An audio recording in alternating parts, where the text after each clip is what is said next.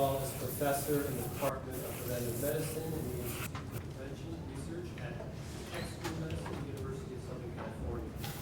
His research has established the effectiveness of syringe exchange programs, tested novel interventions and strategies to reduce HIV risk, improve HIV testing among injection drug users and men who have sex with men, documented how community conditions contribute to health disparities, and examined health policy implementation.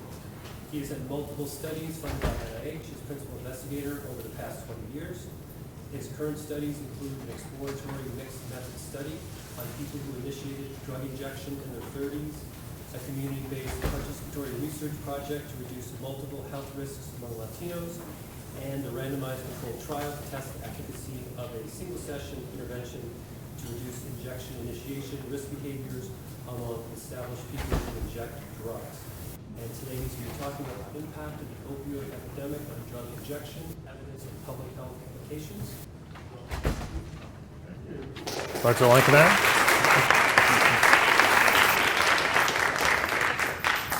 So first off, let me thank the Dornsife. We have a Dornsife at USC too. The Dornsife School of Public Health at Drexel University for inviting me to come out. I've had a lovely time these 2 days. I got to see some old friends and make some new friends and learn about all the terrific research and activities that are going on here.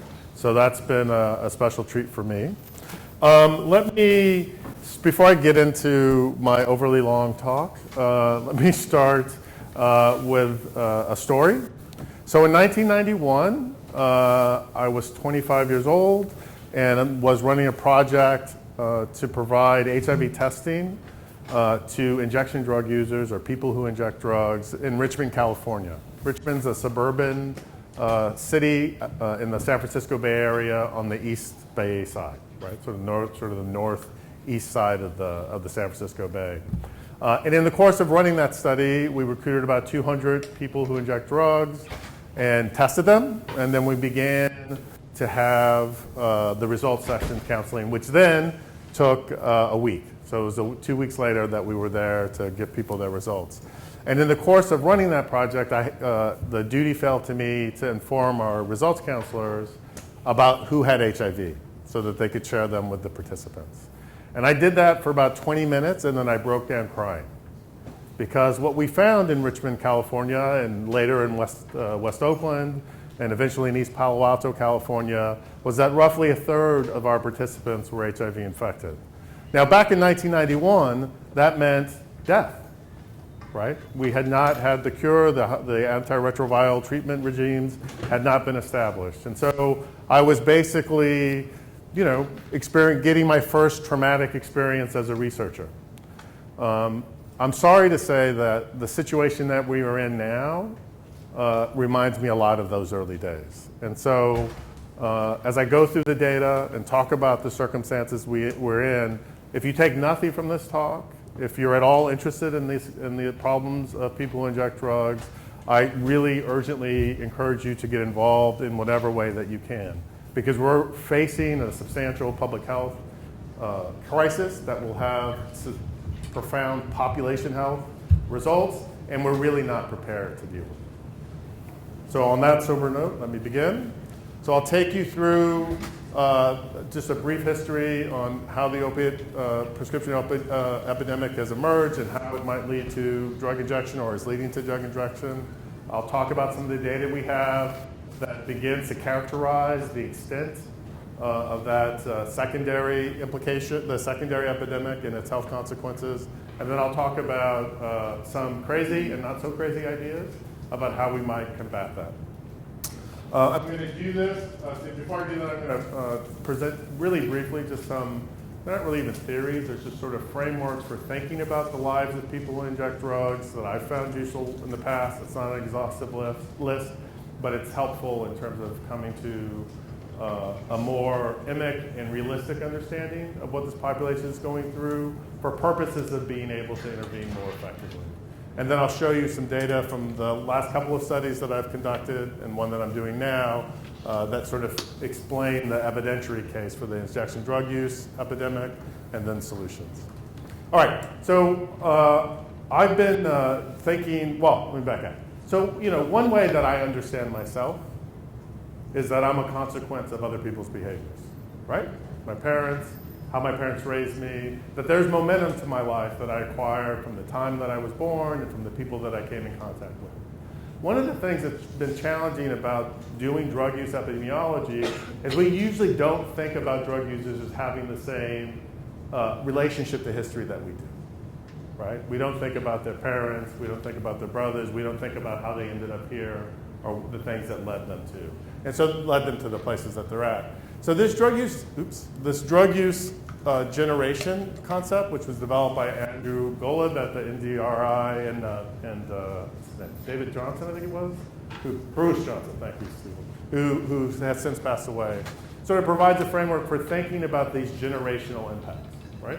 How the young folks in here, if you're in your 20s, the experience, your drug risk was different than mine, right? So I came of age in the 80s, so the issues were powdered cocaine and crack cocaine, right? You're coming of age during opiate epidemic, and that has different consequences for your potential drug use, your drug use pattern. The other piece of that is that people learn, right? So one of the things that's important to realize is that one of the pieces of what makes the opiate epidemic so dangerous is that the groups that are being overexposed to them now really weren't in the illegal drug game, right? So they weren't living in communities that were awash in crack cocaine. Maybe they had marijuana. There's certainly plenty of alcohol use, but they weren't sort of learning about the dangers or the opportunities that these new drugs came. And so they were a bit disarmed. One of the things that's been true of the opiate epidemic is we know African Americans, for instance, have been much less impacted by it, right? And that comes out of national data that's available in my local data. And some of that's because the folks in my studies grew up in African American communities where there were heroin users, and then where there was HIV/AIDS. And so they got a chance to see what that looked like, and that informed their risk profile moving forward. The other thing is drug setting. And again, one of the things that we pay insufficient attention to is drug effects, oddly enough, in drug use epidemiology. So there's not a lot of appreciation or insufficient appreciation for the difference between an opiate drug or a meth drug, even though we know they have different consequences. But we don't really drill down and understand them carefully. And this change in the drug effect and the drug health consequences are pretty obvious with the prescription opiate. And again, as I alluded to, this life course theory, thinking about the timing and exposure and when people are vulnerable and how that changes. I mean, one of the things that's true of the opiate epidemic, and we know this from the national data, is that it sort of impacts all age cohorts, not equally, but somewhat, right? So in my studies, typically, if you haven't used heroin by the time you're 25, you're not going to, right? But because of the delivery system of opiate medications, we're all available to become opiate misusers at some point in our lives. So those are sort of helpful things. I think they're important to move away from an uncomplicated view of drug users as addicts or people out of control, and to put the risks that they face and their own life histories within the context that they actually experience. Okay, so the local data I'm going to draw is from target samples that we've recruited in Los Angeles and San Francisco with my longtime collaborator, Alex Kroll. The data, so we collected about 800 interviews in a cross-sectional study in 2011, 2013, and then we just completed baseline on our RCT, which has 972 people in it.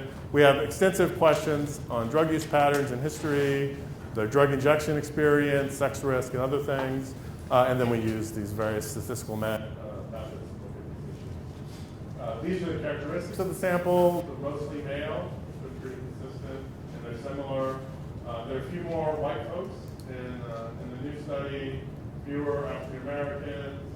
Homelessness has increased. And just one thing, this is an aside, I like tangents, so let me do one of my tangents now.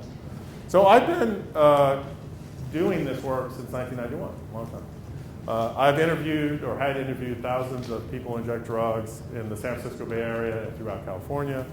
One of the things that's happened over time is that this homeless number keeps going up. So my last study from 2005, 2006, about 50% of the people were homeless. this study from 2011, 2013, 60% were homeless, and now it's 80%. So one of the things to keep in mind, and I won't develop this point much more, but I'll just say it here now. These folks are really poor. They are living outdoors, and yet we expect them to make some kind of Herculean effort to get health care, right? And it's an absurd and ridiculous approach to their health care because if you're homeless, and we know from previous studies, and you're hungry, because they are, 57% of them are food insecure, these folks have lots of issues, lots of challenges, and if we're gonna deal with their health issues, we're gonna have to extend ourselves to them. It's not gonna, we can't open the door and let them wander in because they've got a lot of things on their plate. All right, so the background, and then I'll do this relatively quickly. As most of you know, hundreds of millions of opiate prescription medications, scripts have been given out. The implication of this has resulted in a yearly misuse group of about 19 to 20 million people, most of whom are using opiate medications.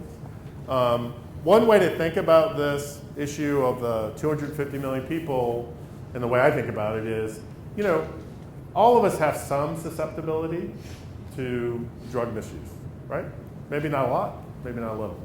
But when you expose all of the people in the United States of America to a drug, you're caught all the susceptibles. So basically, everyone who might have an opiate problem has had an opportunity to develop it. And so that has enormous implications and why it's different than all the other drug epidemics we face in this country, right? So the last time we had a sort of big cohort of people who used heroin or opiates, it was Vietnam War era, right? So there's one lesson from that that's important to keep in mind, is that I still see people from the Vietnam era in my studies, right? So we've found all the susceptibles, right? And the folks who develop a problem are going to be with us for a long time. Okay? So this is not a problem that's going to end in the next 2 weeks, right? It's probably going to be 2 decades.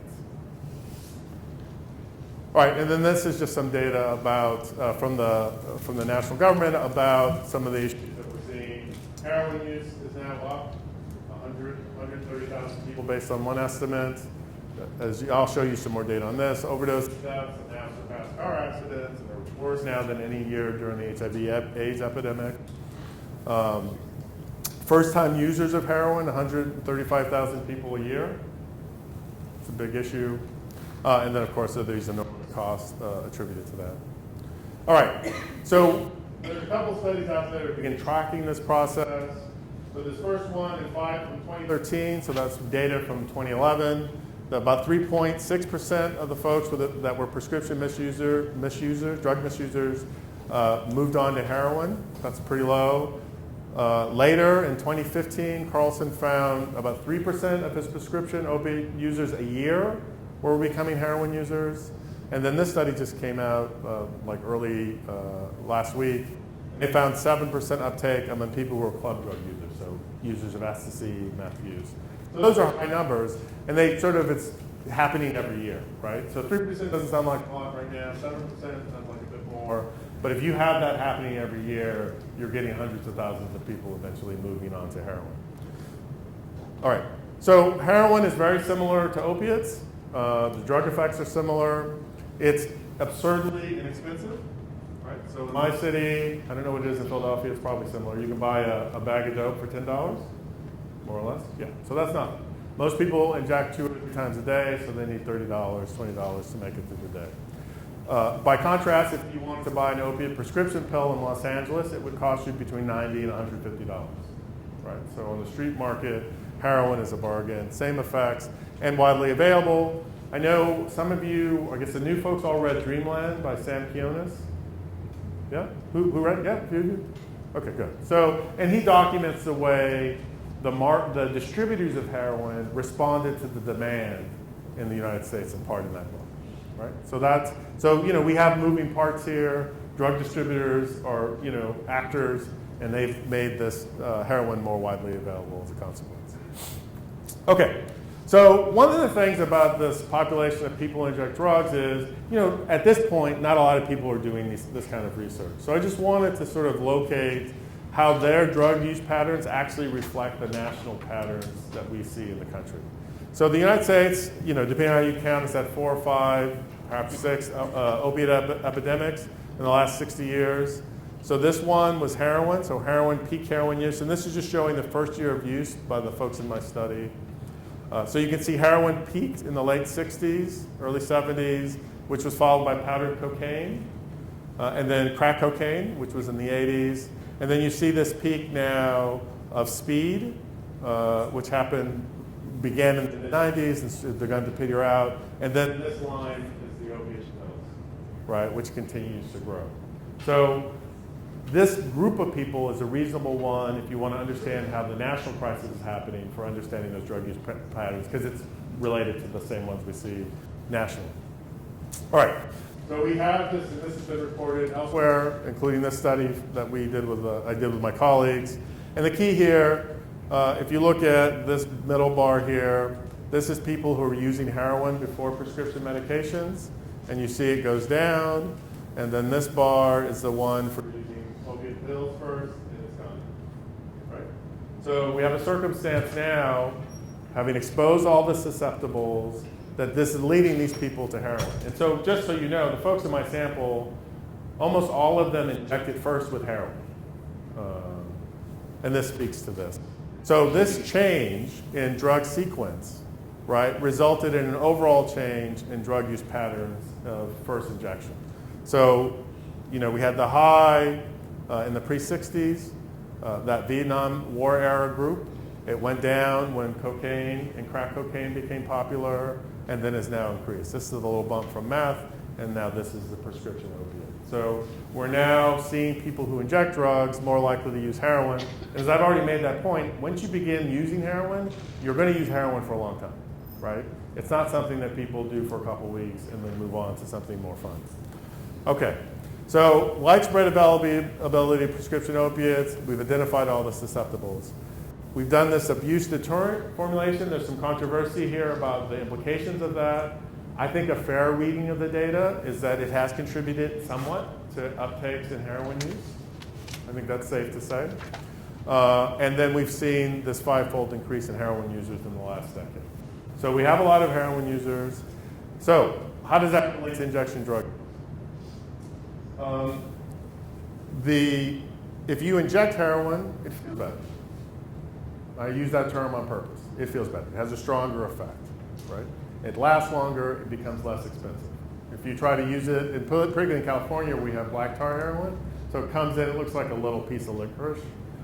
It's hard to break down and use any other way than injection, right?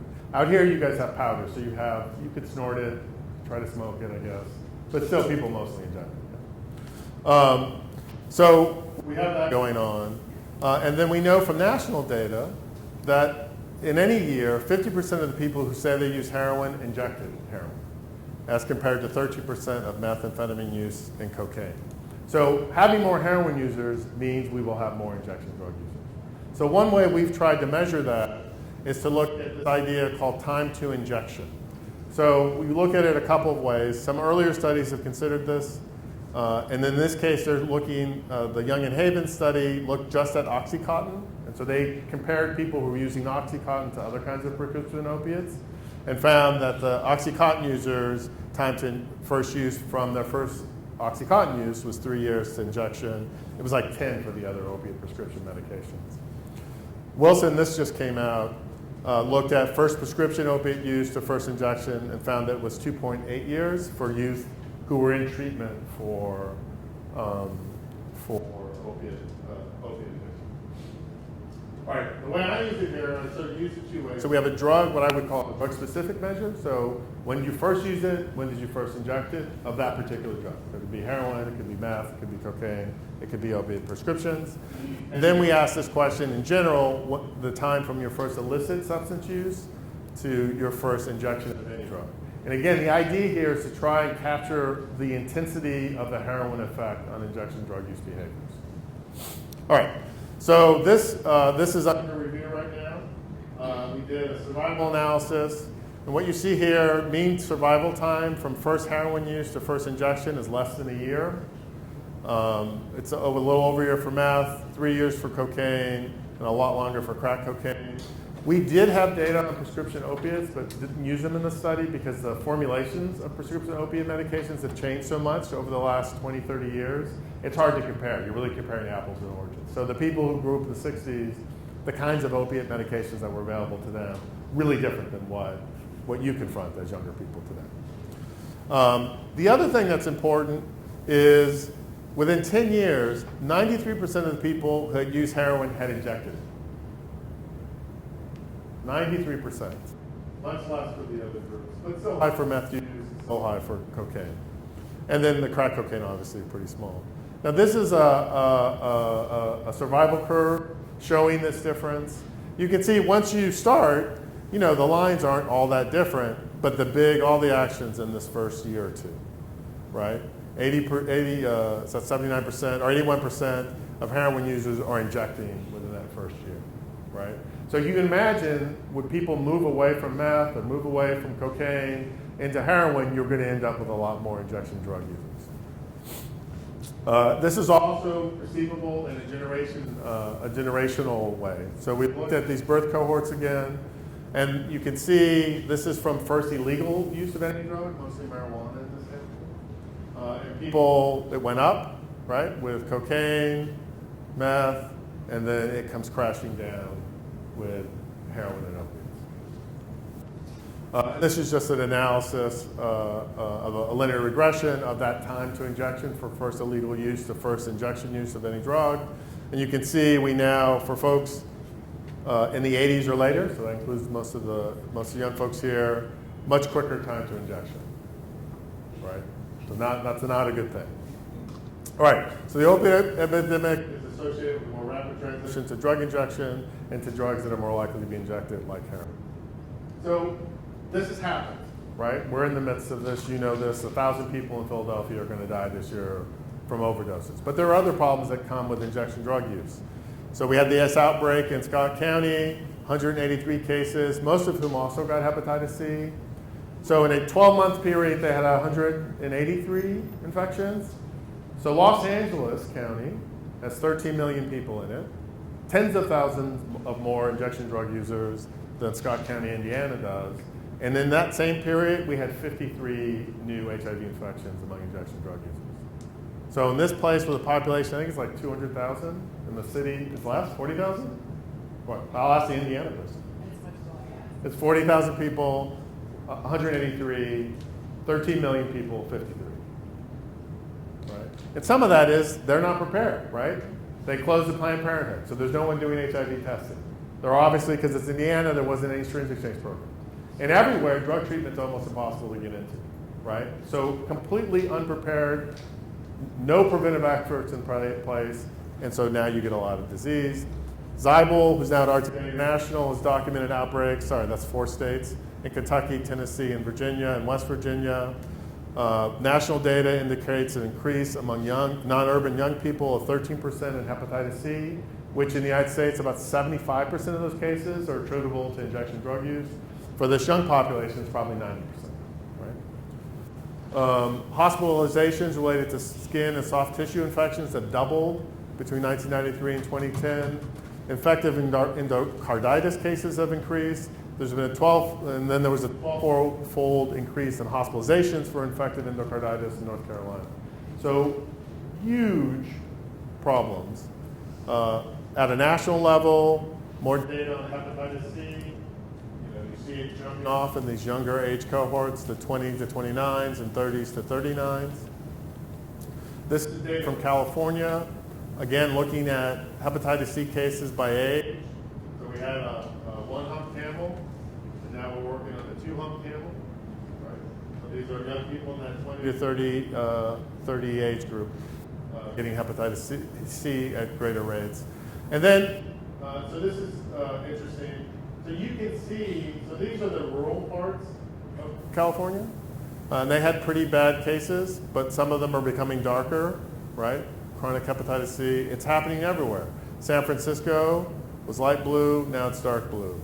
LA, mild blue, dark blue, right? So it's happening both urban, rural, it's everywhere, right? And these are driven again by people's uptake of drug injection. And then lastly, most of you will be familiar with this, the overdose data, big increases between the 2000 and 2015. Newer, and these heroin and the fentanyl. So the heroin one is probably related to the change in the formulation in some of the prescription opiates, so the abuse deterrent ones. So those make it, abuse deterrent basically means it's hard to break it down. So you can't snort it, you can't make it into a fluid. It stays like jelly and hard to manipulate. So you get this increase in heroin use, and then now we have contamination of the drug supply, fentanyl. So that's happening all over the East Coast. Baltimore, on pace to have 2,000 overdose deaths. Places in Canada, like Vancouver, 1,500 cases, right? So this is wiping out a fair number of people of all, of all walks of life, really. All right, and then this is the last thing. So I showed you previously that we had this increase in prescription opiates preceding heroin, right? So one of the things that happens with drug use is it can be communicated between people, right? And I'll talk about that process in a minute. But what we now see here is this finding that the heroin, the opiate initiators used to lead, and now it's heroin. So it increased in 2005 from 9% were heroin first. Now it's 33%. Previously, it had been 24% opiates. Now it's, or previously it had been 42% opiates, and now it's dropped to 24%. Right? So more heroin users need more injectors. All right. So I talked about the social learning process. We did a qualitative study that Dr. Lankenau pointed out with 113 injection drug users. And what we learned was people don't suddenly become injection drug users, right? So it's a social process. They have to have available injectable drugs. They have to be exposed to injection drug effect. They have to learn about the process of injecting. And in fact, most injection drug users, when they first start, get help. Between 68 and 90% require help to initiate injection drug use. So that's creates a possibility of prevention, which we're studying in the study we're doing now. And what you can see here is if you do these behaviors, like you inject other people on a regular basis, you describe injection to a non-injector, then you're going to be much more likely to initiate someone in the future, right? So there's a constellation of behaviors that you engage in that set you up to be asked and then to deliver. Oops. And then this is data about asking, and it just makes that same point. So if you're injecting in front of non-injectors, describing injection to non-injectors, you're socializing other people into injection drug use. You're going to be asked to help them inject. Most people don't like doing it. They don't want to do it, but people will do it. And in fact, in this sample, this is from 2011, 2013, 7% of these 600 folks, about 44 people, reported having initiated someone into injection drug use in the last year. So just 44 people, they initiated 443 people, right? So almost replacement, right? Yeah, pretty close to replacement in a year. And this just again shows that relationship between these behaviors and then asking, ever initiating, and doing it recently. All right, so this is data comparing that old study, the 2011-13, to the new study. So one thing that we know from the qualitative research is that as people age into their injection drug use, they realize, hey, this isn't good for people. It hasn't been good for me. I don't want to pass it on. But when people first start out, they don't have that feeling. So there's a strange relationship, not a strange relationship, there's an obvious relationship. The more new injectors you get, the more new injectors you get, right? Because they're going to be more willing to bring other people along. They're going to need them for help if they're sick, to help them out. They're going to need them to help them with their street hustles. So they bring more people with them. And you can see that happening in San Francisco and Los Angeles now. So the earlier data, only 34% had ever initiated. Now it's 42%. Recent initiation, 7% in the earlier one. It's now 13%, and that's in the last 6 months, right? So we previously asked for a year. It's the last 6 months. And then you get this change and inject in front of non-injectors, again in 6 months, and then their own likelihood of initiating someone, about a quarter of them, right? So new injectors beget more injectors. So here we are. We've got these outbreaks of HIV and hepatitis C. We've got a drug supply problem of people moving from opiates to heroin, for people caught up in fentanyl exposure now. The fentanyl, I'm sorry, contaminated drug supply that you have in Philadelphia and elsewhere. There's some evidence that that's happening in California as well. Increasing drug injection, and then a system that's entirely unprepared to deal with it, right? I've been doing this work a long time. It started in 1991. It was hard to get people into drug treatment in 1991. It's hard to get them in drug treatment now, right? So we haven't responded, right? We haven't done what we need to help this population address the problems. All right, so there are a lot of things that we can do. Right now, we have some evidence-based interventions related to people who haven't initiated injection. It's called sniffer intervention, which is a multi-session group intervention that you would probably give to people who are in drug treatment for opiate addiction, for instance. We can increase drug treatment as a way of keeping people from escalating their drug use. We can reduce the availability of opiate prescription medications. That's happening, but that has some blowback, right? So you have the possibility of causing folks with chronic pain to suffer needlessly because you're restricting it for the whole population, right? And not focused on the people who have a legitimate use for it. And then structural interventions, and more importantly, combined structural interventions. So one of the things that my colleague Dan Werb is looking at is the capacity of doing medically assisted treatment, housing, and decriminalization as a way of reducing people's movement into injection drug use. The evidentiary basis for this comes from Switzerland. In Switzerland, about 20 years ago, they began prescribing heroin to long-term chronic opiate users or heroin users. And what they discovered was not only did the people who were in the heroin trial and then sort of standard of care get better, so their employment, housing improved, educational attainment improved, family composition improved, income improved, but because they were removing the drug users out of circulation, right? They were injecting in a clean, well-lit place. They ended up with half as many injection drug users 20 years later, right? So they interrupted that social process by which people become injection drug users quite successfully. The other thing, this is what we're doing now, is this Change the Cycle, which is a one session, 1 hour long, motivational interviewing, active listening intervention.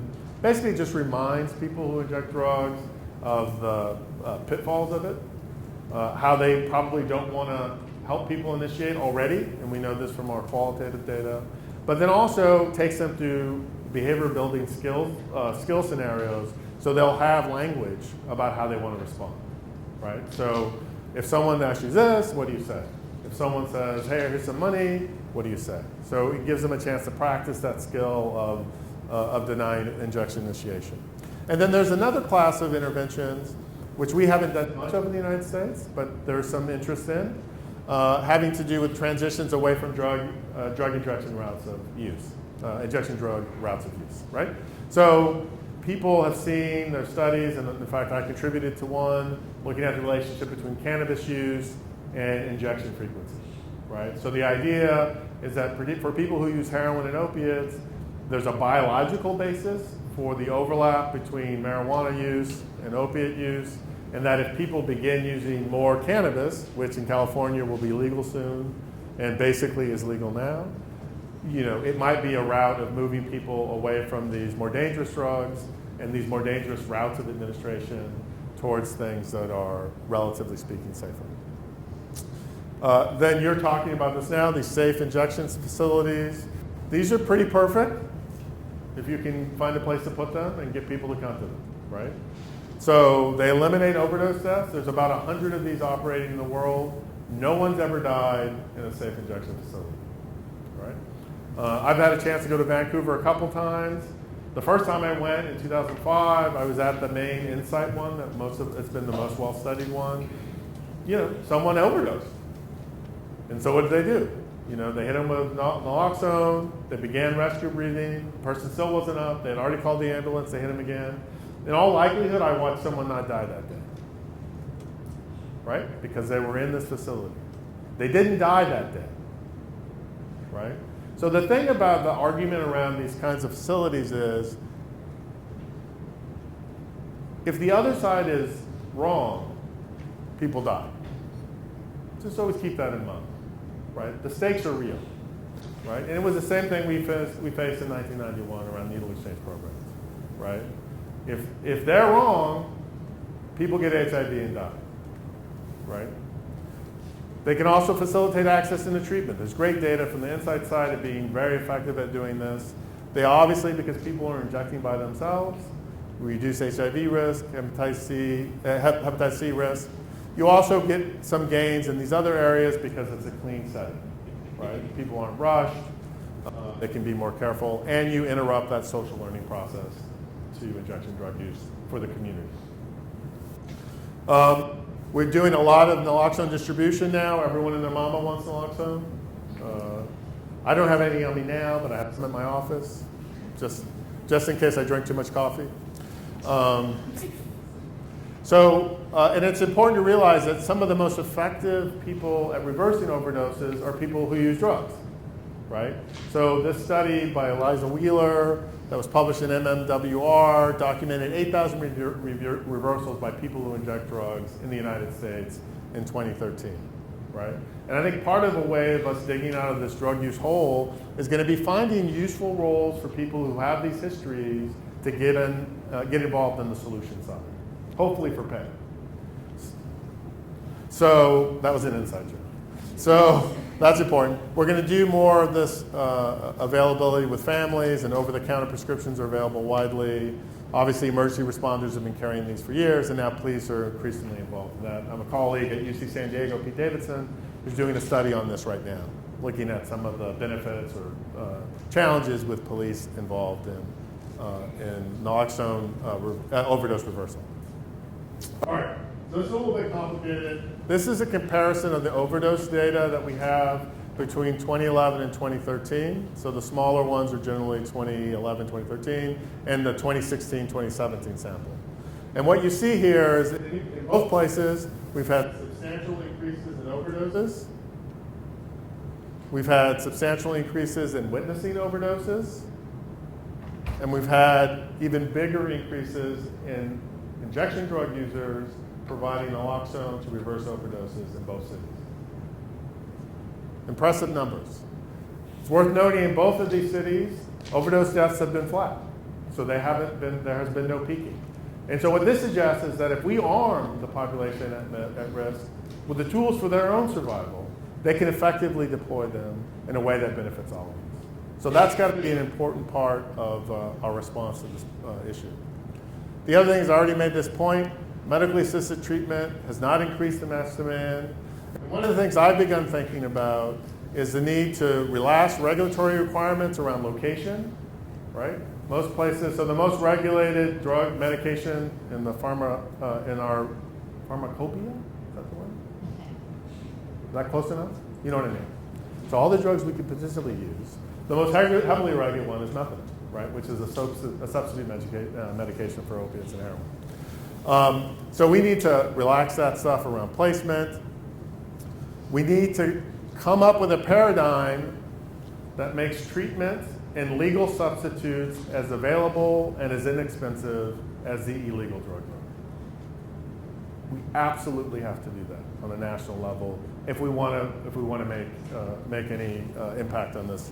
And that is going to require relaxing regulations, thinking outside of the box about how do we begin to induce people into treatment efficiently and in a way that's meaningfully accessed by the population. So just so you know, in case you don't know, most people, if they want to get a substitution medication, they have to come in dope sick, right? So they have to have not used for 6 or 8 or 12 hours depending on the medication.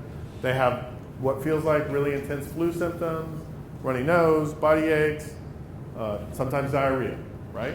That's what they have to do to get treatment, right? You know, most of us aren't willing to have a health problem and then suffer with it for 6 hours before seeking medical attention, right? So we have to rethink how we do this. The other thing is there are not going to be any silver bullets. So I'm a big fan of thinking about the population of drug users as market segments, right? There are different kinds of people. There's suburban people, there are urban people, there are old people, there are young people. Nothing's going to work for everybody, right? Some people are going to want a confrontational drug treatment program. Some are going to need a really hands-on harm reduction program. And we need to be broad-minded enough to think about how we do that. So this is an example of what that might look like if you just apply this to the problem of overdose. Opiate prescription diversion. Right? So you have legitimate use, they use it the right way, you don't need to do anything. If the concern is that it might be diverted by others, maybe you give them all mark lines. If it's a patient diversion, if they sold it, you give them a job. If they're giving it away, you figure out ways to refer their near peers to drug treatment, and so on. So we need to have complex but reasonable approaches to these problems that deal with the fact that we have a diverse drug-using population. And the argument I hear all the time is, well, that's not going to work for this group. Well, okay. Nothing does, right? Nothing works for every group, right? So we just need to find the things that work for the meaningfully sized subgroups in the population and then deploy them in an aggressive fashion. All right, lastly, this is sort of a summary of some of these strategies and some of the implications of their effects. The things above here are kinds of things that we're willing to do, but mostly only indirectly impact some of these issues. The more direct things are down here, and they're going to require us to do things differently when we do them today. All right, so we have this national opiate catastrophe that's having significant public health consequences. There's a lot of things that we can do, and I hope in the future you'll partner with me in an effort to make those things become reality. Thank you very much.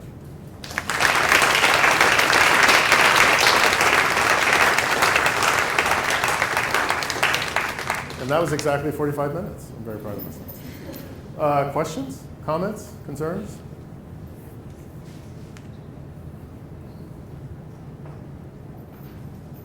Yeah.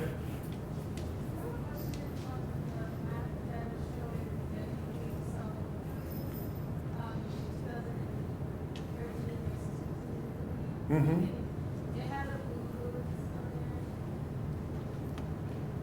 That one?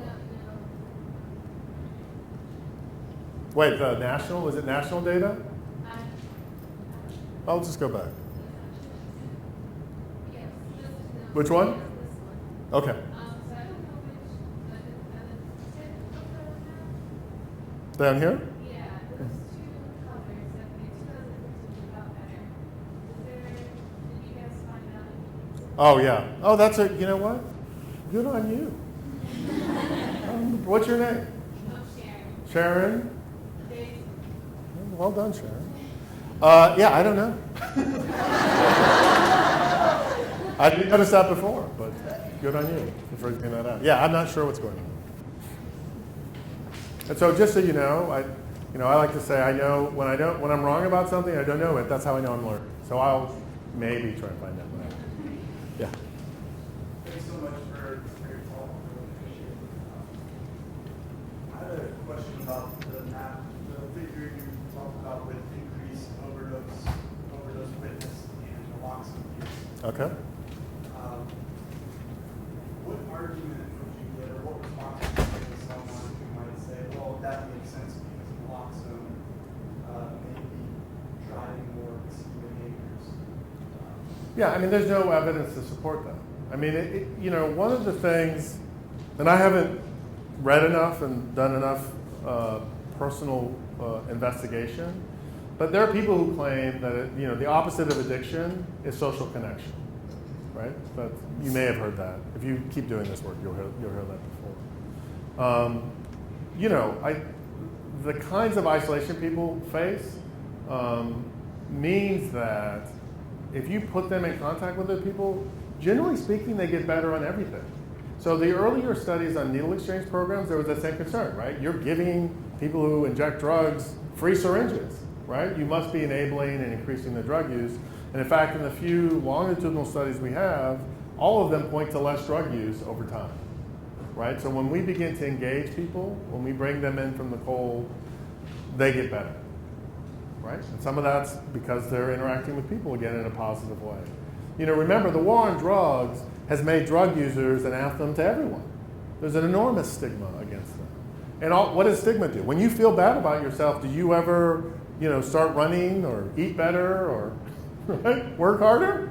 Does that happen to anyone? Anyone in here feel bad about themselves for some reason and they start doing things a lot better than they used to?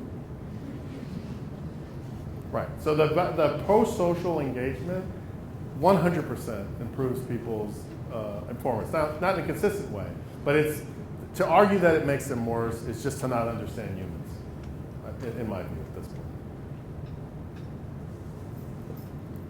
Mm-hmm. So, thank you for coming Yep. today. As a first-year PhD student, do you know, aside from directly going to research in these fields, if there are meaningful ways that us or people in our community can support work in this firm, or whether at a national level or at local level or wherever? Yeah, I mean, you can volunteer with Prevention Point Philadelphia. Right? There are all kinds of service agencies in Philadelphia. I mean, when I was in graduate school, I helped start and then ran the Oakland Needle Exchange Program for 5 years as a volunteer. So, yeah, there are lots of things to do. Yeah. Yeah. Just to follow up, first of all, thank you also. And I'm old enough to remember when we established Needle Exchange in the city, and it is a very good parallel example. The comment that I have, one, for anybody who wants to do anything about safe injection, so far there's one member of our city council disagreed with the data from the task force on doing that.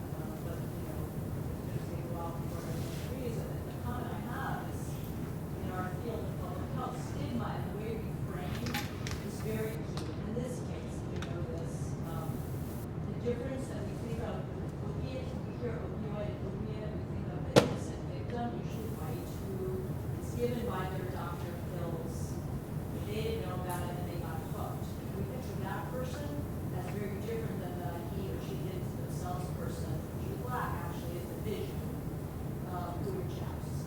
And the separation of those populations has made regulations in the world of health a lot easier to do, ironically, downstream and or upstream, but not to people who are dying of fentanyl and other laced injectable side. You know, just to say that, especially now, political control, autonomy, and they did it to themselves. It was very kind of me not to comment that then Governor Pence was over Indiana when that outbreak went unchecked among IDs and disease. But I'm just curious what to do about framing the injection drug user without this did it to himself so we don't care about him, whereas innocent was a person who was given 2 weeks Percocet by their evil physician, the evil Marxist.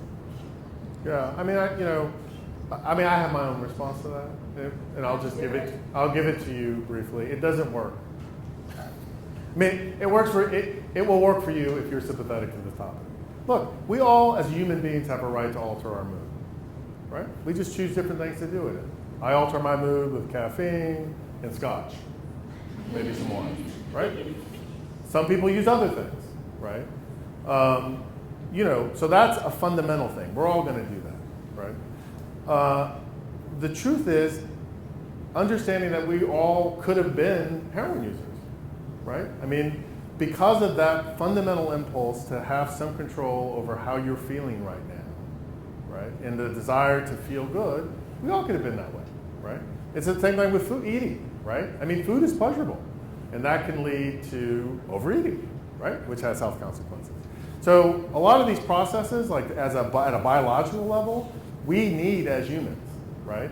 So I would say that the folks in my study, and I don't view them as any different than me, right? We've just, the things that get me off are different than the things that get them off, right? And so we have to recognize that that happens, be tolerant of that possibility, but then also come back to the fact that doing nothing means that hundreds of thousands of people will die every year in the United States for no reason. Right? So you don't have to agree with me about, pleasure seeking. You don't have to agree with me about how dangerous these drugs are. I mean, I think they're dangerous, right? We can all agree about that. The issue is it more dangerous to do nothing in the face of that or to do something?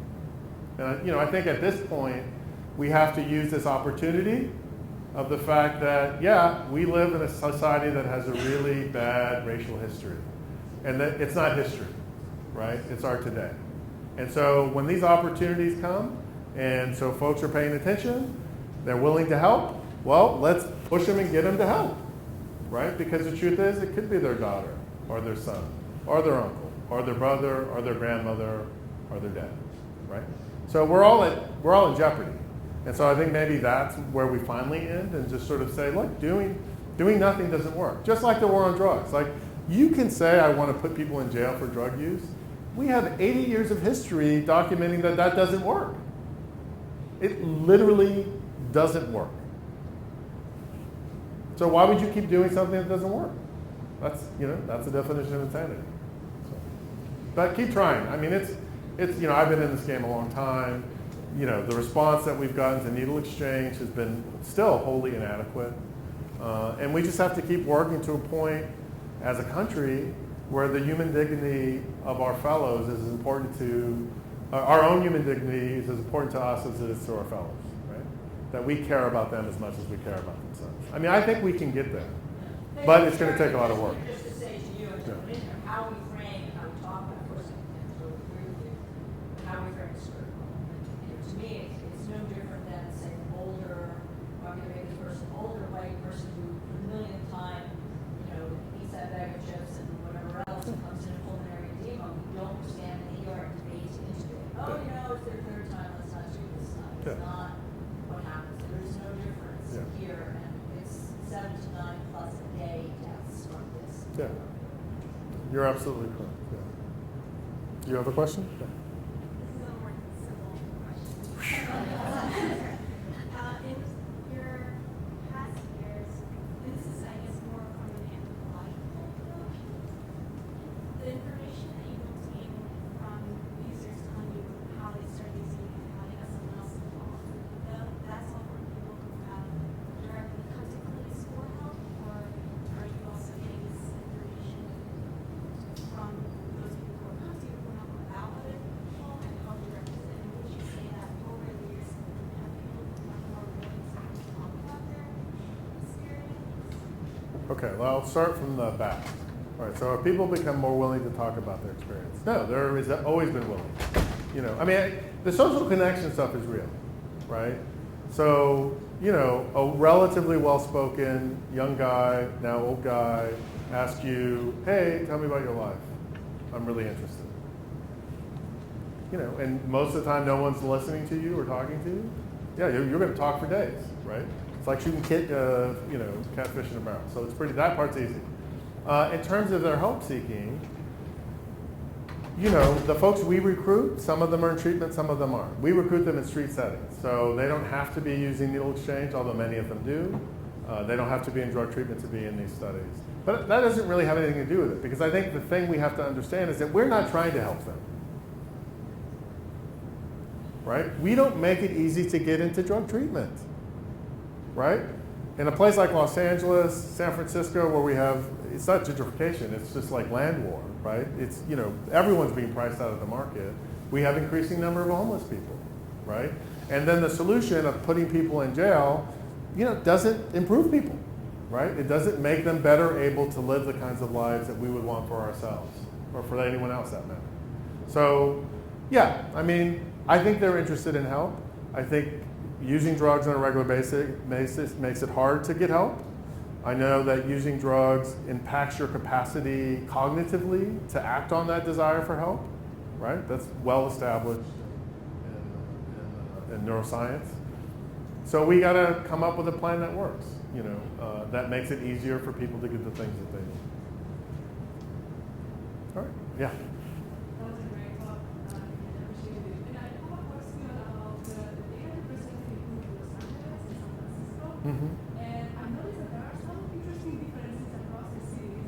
And I was wondering if you could give us a little bit more information about that. Yeah. Is it context? Are the samples different for other reasons that we don't know? And if there are any lessons or something that we can, extrapolate from something. Yeah, the answer is that San Francisco is a better place. It's better in a couple of ways. So one, they were one of the first cities to have city-sponsored needle exchange, right? It's well funded. It's also a small city, right? So you can put needle exchange, and I think they have sites in 16 different places in the city, and get good geographic coverage, right? So that's one thing. They've been around long, they're better funded, and they have a smaller space. So that's one thing. They've been doing naloxone distribution a lot longer, right? So they started in the early 2000s. In LA, we started to get some money in the mid 2000s. Really, it's just only started now, really, where we're getting into hundreds of people getting, and towards thousands of people getting naloxone there. And it's a bigger place, right? So it's harder to access services. It's hard to get around. It's all hard. So basically policy matters. So if you look at all of the indicators of risk and drug use, health consequences, generally speaking, they're worse in Los Angeles than they are in San Francisco. There are some case mix differences. So there's a little bit higher HIV generally in San Francisco than Los Angeles, but that's because there's more men who have sex with men in the drug-using population there than we have in Los Angeles. So yeah, doing something works. Thank you for highlighting that. Like, we can solve these problems. They are actually solvable. We just have to be willing to do it. Yeah. So I really appreciated that slide where you showed like all of the different approaches that we could potentially take. And just thinking about our current political climate, would you say that there's any interventions or things that we could do that are more low-hanging fruit? Because I imagine trying to make heroin a legal or a controlled substance in the United States would be, extremely challenging in our current climate. Yeah, so let me say something about that real quick, because I don't think I made that point clear enough. So the idea here is that there are legal substitutes for heroin. So I would argue that the truth is we've kind of decriminalized lots of drugs already, including heroin, right? Like, people, some of it might be because of the different demographic case mix, but we're not really even in LA, we're not really putting people in jail just for using heroin, right? The problem is, I don't know where the heroin comes from. I don't know what's in it, right?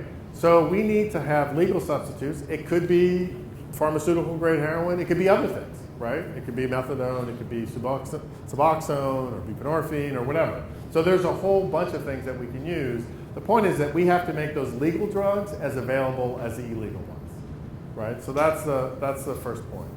And now I forgot your first question.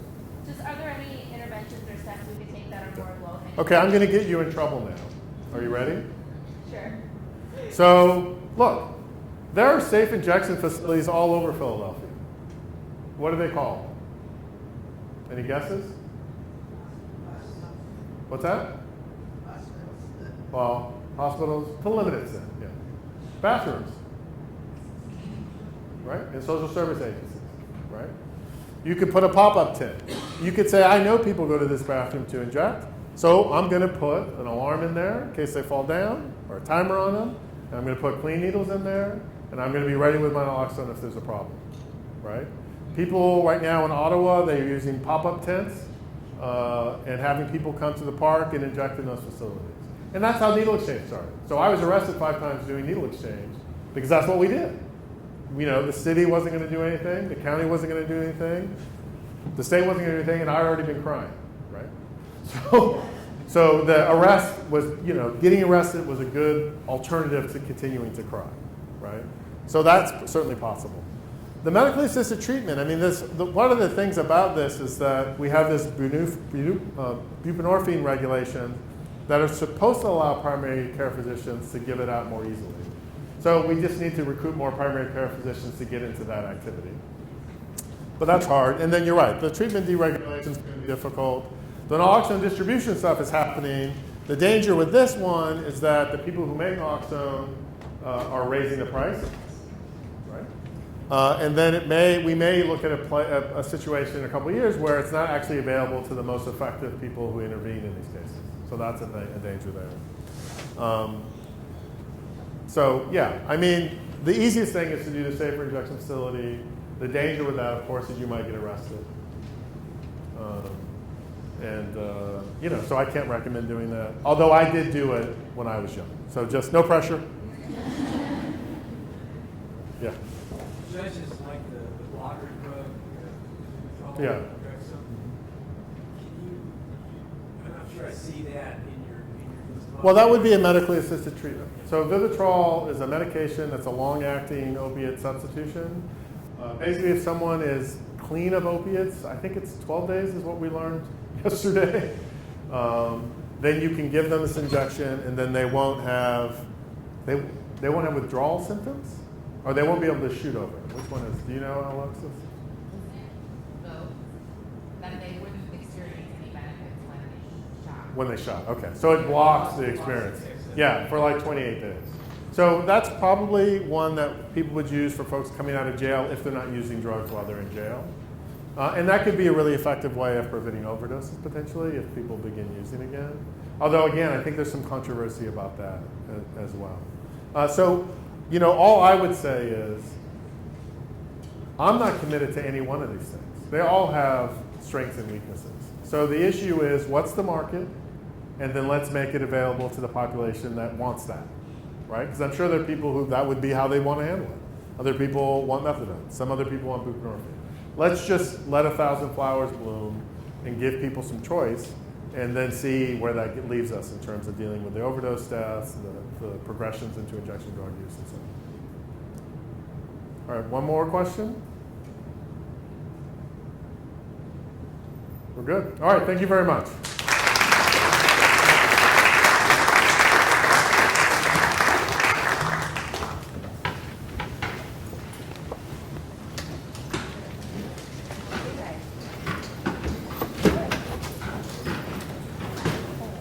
Thank you.